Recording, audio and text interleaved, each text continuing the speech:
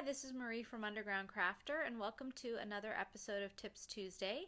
I've been doing a series during National Crochet Month to highlight crocheting for charity.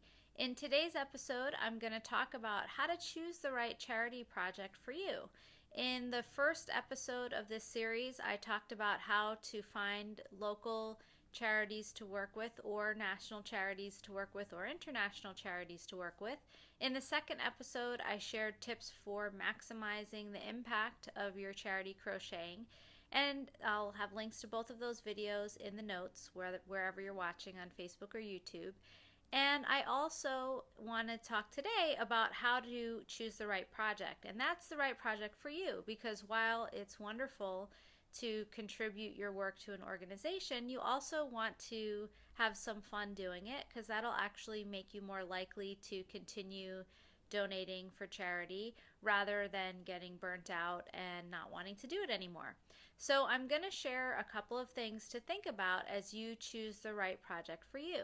So the first thing is to think about if you have a specific cause or type of person or animal or location of the country or world that you feel especially passionate about. So some people feel very impassioned about working with a certain type of individual or a certain type of animal or a certain part of the world, and so that passion will come right through in your crochet. So you would want to find a charity that highlights that particular passion, and that could be anything from working with a population group that you feel strongly about, such as children or the elderly.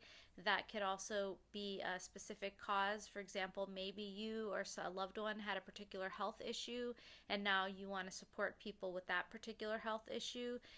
You might be concerned about poverty or homelessness, and so you might want to work with those types of organizations that support people that are living in poverty or people that are homeless. You may want to work with a certain part of the world or a certain part of the country that you feel a connection to. You may want to work with animals and not people, so maybe working with a shelter project is a better connection for you. So either way, once you know what is the sort of cause or population or location that you feel excited about, you can use all of those methods that I talked about in the first post of this series to find charities that work with those people or in those places or for those causes that you can connect with.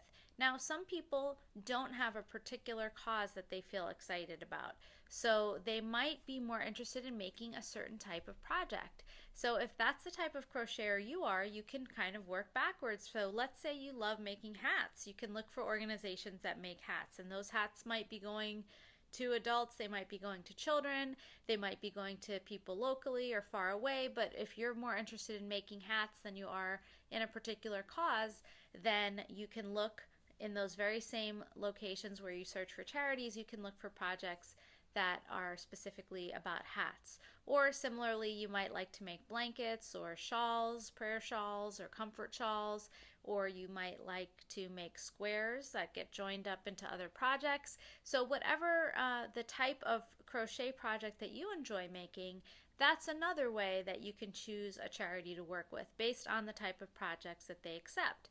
So that's the second way that you can choose a charity project to work with. The third way is based on the yarn that you have access to. So some of us have a stash, quote unquote.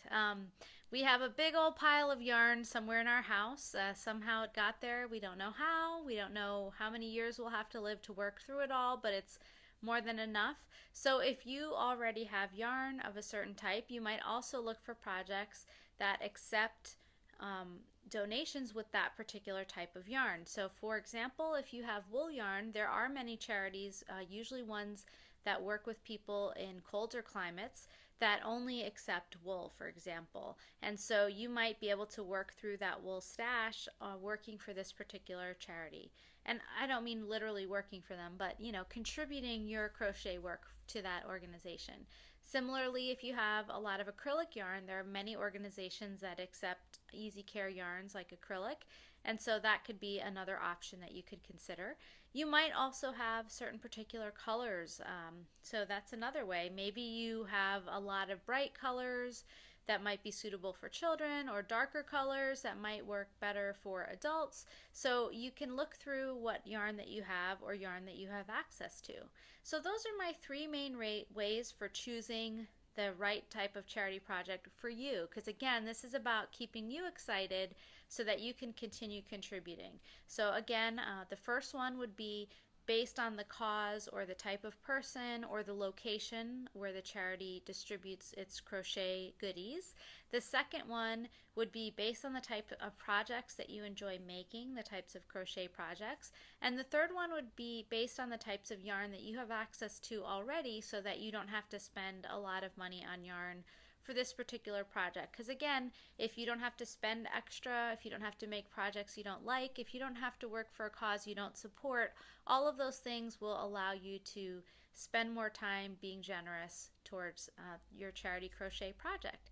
So I would love it if you have tips for choosing a charity crochet project, if you could share them in the comments, because I think we can all learn from each other. And I would also really appreciate it if you are watching on Facebook, if you would like my page, and if you're watching on YouTube, if you would subscribe to my channel.